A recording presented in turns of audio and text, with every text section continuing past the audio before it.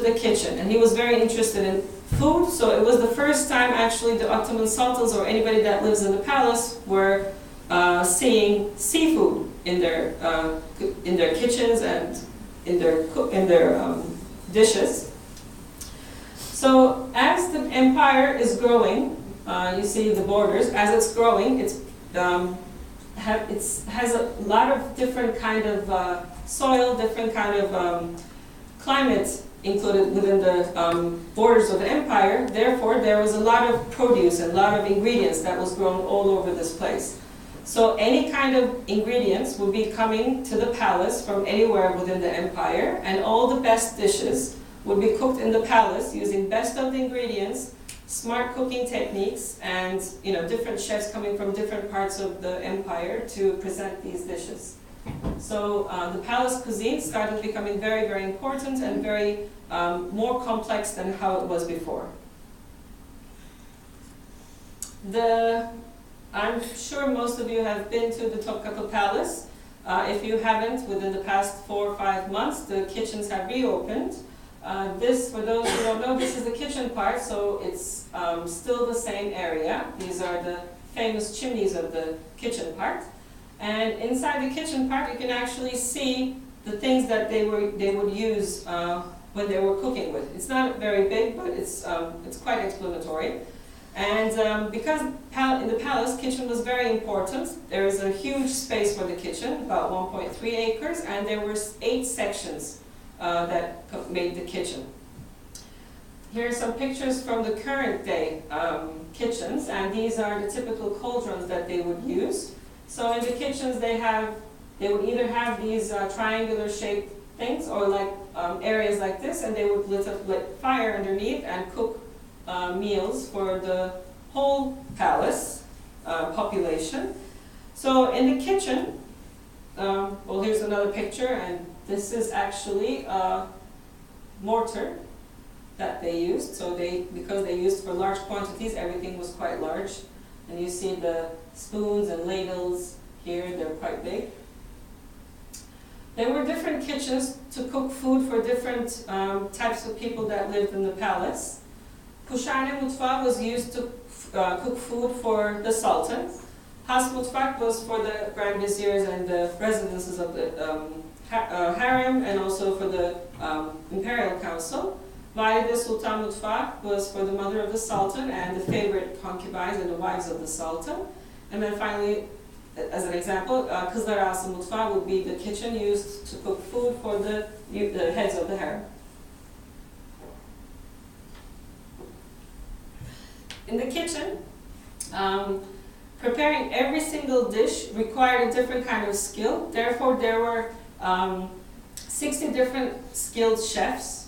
There were 200 apprentices that would work under them, and they would cook food for 4,000 people every day.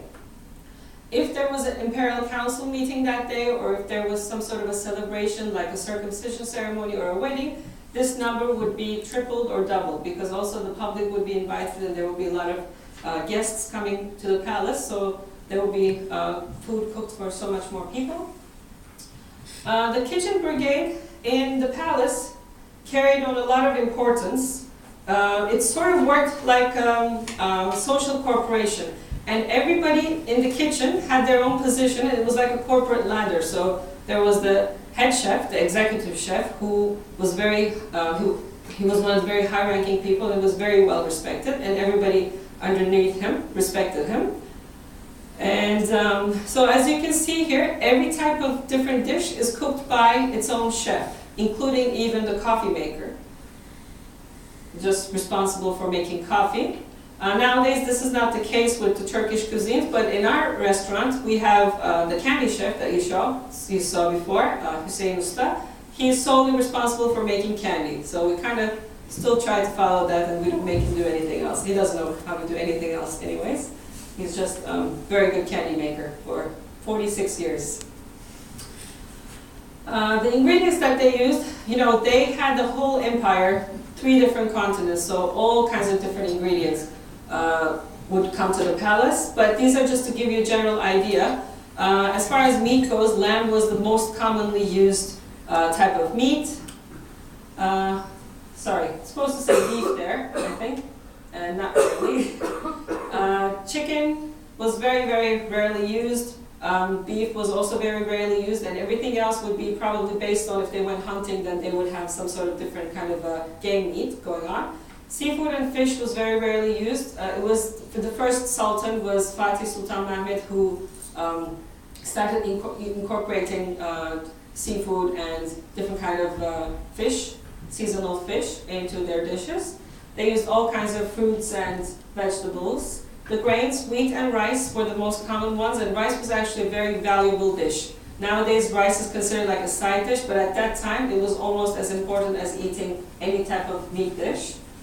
The spices were actually very interesting because they would use quite a lot of spices, but just to add aroma to the food. So don't think like Indian cuisine, but it had all these different kind of spices that are not used anymore, especially like coriander and cinnamon and cardamom and cloves in actual cooking, not desserts, was quite interesting to the times from now, because now the Turkish food is a little bit more blander than what it was before, I guess, but still as tasty. Herbs, they would use a lot of herbs, and the interesting ones that are not really used that much anymore is tarragon and cilantro, probably. To make the food or dishes a little bit, to give them a little bit sourness, they didn't have, they didn't grow any lemons within the Anatolia especially, so the lemons would be coming from the island of Chios directly to the palace as lemon juice or sometimes as lemons. But everywhere else, if they wanted to make any dish sour, they would use verjuice or pomegranate molasses or sometimes the sour plum juice. Onion and garlic were the most common aromatics, and as far as fat goes, they would use clarified butter or the tallow fat, which is the, we call it the tail fat in Turkish. Kuyruk yağı was the most commonly used types of cooking fats. The new ingredients that was used in the Ottoman times entered into the palace or entered into the Ottomans quite later on, so between 18th and 19th centuries. And as soon as tomatoes entered, it was actually first green tomatoes were used, and once they turned red, they would be thrown away. These all came from the new lands, and they incorporated them into the Turkish cuisine very quickly, and now tomatoes are almost an indispensable item in any kind of Turkish dish. And Turkey is quite interesting because Turkey is actually not from Turkey, and I never knew why Turkey was called Turkey, the animal or the country. But apparently Turkey, as the animal, came from India into the Ottoman land. And we call India Hindistan, therefore we call the animal Hindi. And then I think the Turks or the Ottomans didn't really like the taste of it, so they sold it to England, and then because England bought it from Turkey or Ottoman times, they called it Turkey, so that's the name of Turkey that got stuck with the animal.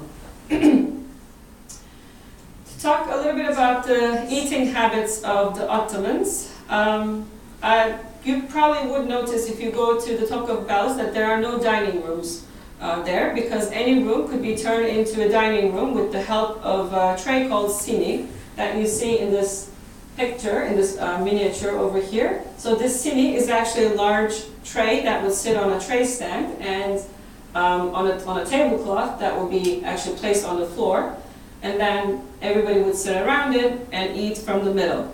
Mostly they would use their hands to eat with, or they would eat with spoons.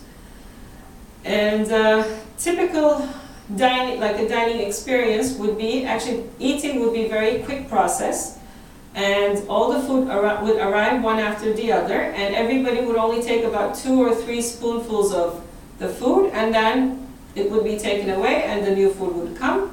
It was not a nice behavior to speak at the table or laugh at the table. All you had to do was just eat quickly and then just get up. It wasn't a very social experience at the time. And the menus were actually quite simple. It would just basically consist of a soup and then a meat dish and then a carbohydrate dish, which would be like a rice pilaf or a börek, and then a vegetable dish and then a dessert. And then in some situations, in case the guests were still hungry, then they would be offered another rice pilaf, and then the fruit compote would be the end of the meal. During the Ottoman period, there would be feasts held at the palace, and these feasts would be usually happening after certain ceremonies or certain meetings. So the most common one was the council meetings that took place at the palace, and after the council meeting ended, the council members would be given a nice feast. And as you see from this miniature, that the Sultan is far away from everybody else who's eating. That's because the Sultan always ate by himself. He was never accompanied by anybody, including his wives or his children. And this was a rule established by Fatih, Sultan Mehmed. And then another type of feast was given to the Janissary army. And this would take place every 3 months when they would go to the palace to receive their salaries. After they received their salaries, they would be given out food that was placed on the ground like this. And it would be plates of rice, plates of lamb, and when the head of the army would just, give the go, then they would just run to the closest plate that they can get and grab it. That's why it's called the bowl swag, because everybody just got whatever they could get their hands on. And another kind of celebration that took place was the circumcision ceremonies or the weddings. And for these, of course, decoration is very important, and during that time, the decorations that they would use would be all made from candies. So they would make, as you see in this miniature over here, they would make little candy gardens, and these candy gardens would have trees and animal shapes all made out of candy, which is akide şekeri that you see here. And also these guys that would work as, the servants, they would also parade through the area where the feast is taking place, and they would just have like trays full of figures made out of candies. Akide şekeri was also an important thing for the Janissary army because, like I said, whenever they were receiving their salaries every 3 months, if they're happy with the system, they would present the Grand Vizier and the dignitaries with a packet of this candy to symbolize their loyalty to the state and to the Sultan. Because the word akide comes from the Syrian Arabic dialect of the word akida, which means loyalty. It also means to thicken, and that comes from using grape juice. And in order to make the akide şekeri, they would just boil the grape juice until it thickened a lot, and then they would make the candy. So it has these double meanings. That's why it's called akide şekeri. So towards the end of 19th century, the Ottomans started losing power, and they were nicknamed as the sick man of Europe. And in order to become look more sympathetic towards their European friends, they started to lose their classical methods and the classical way of living, and then they started changing their habits and behaviors. And they moved to the Dolmabahce Palace, which was built using classical Ottoman style mixed with neoclassical and Baroque and Rococo styles. And they changed their eating habits, of course, and they moved to tables and started using proper silverware, and they just, started seeking closer interactions with their foreign friends, especially European friends, by inviting them over to the palace for, feasts and dinners and celebrations. And that simple menu that I just showed you became this elaborate menu, because in order to look more sympathetic towards their allies, they started incorporating more French type of dishes into their cuisine. So when they're serving something, we look at this sample menu.